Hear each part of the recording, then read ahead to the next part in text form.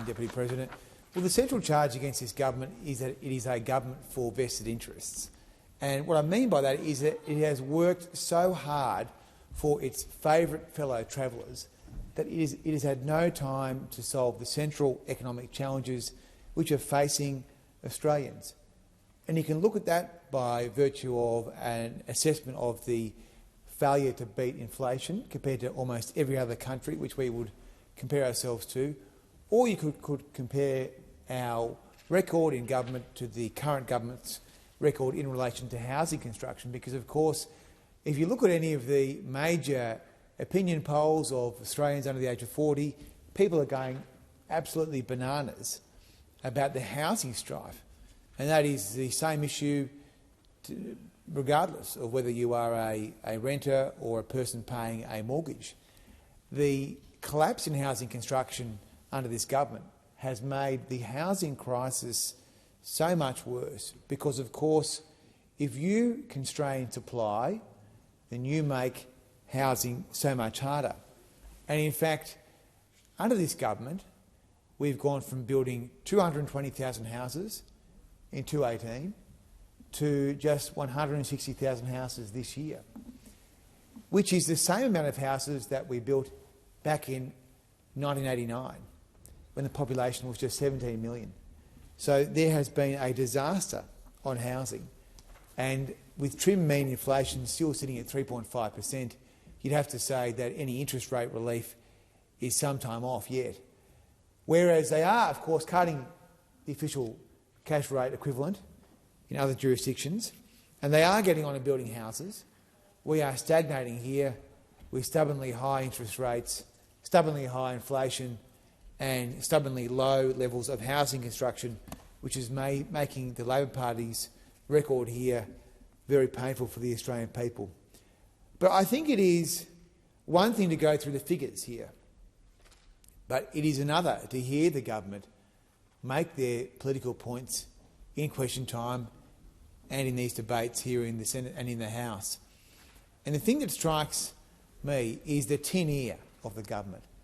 that they almost are prepared to make the point that Australians have never had it better.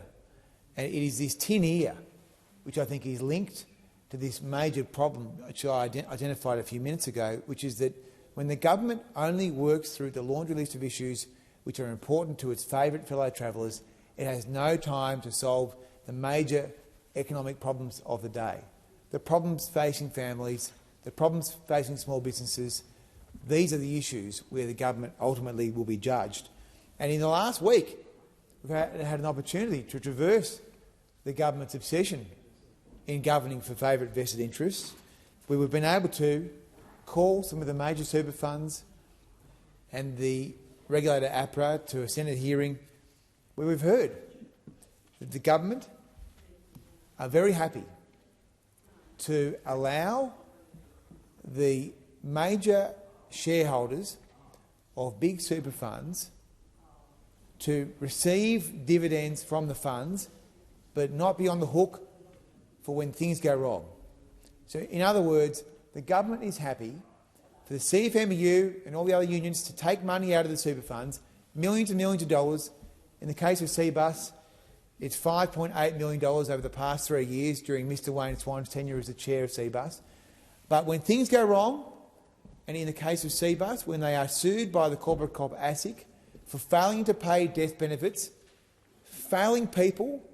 in their hour of need, when there is a family bereavement, they're refusing to pay death benefits, the government is very happy for the super fund owners, the CFMEU in this case, to be absolved and have no interest in paying the regulatory fines which are more than likely coming the way of the super fund. So, very happy for the unions to take the dividends from the super industry, but when things go bad, they are off the hook. And this is a deliberate design feature because we know that Mr Chalmers and Mr Jones moved amendments to legislation in the last parliament to prevent these funds from being on the hook for major fines. So I'm very pleased to add my weight to Senator Smith's MPI because it demonstrates again this government is a government for vested interests, always looking for the best way to protect and preserve the interests that are most important to them, not the Australian people. Thank you, Senator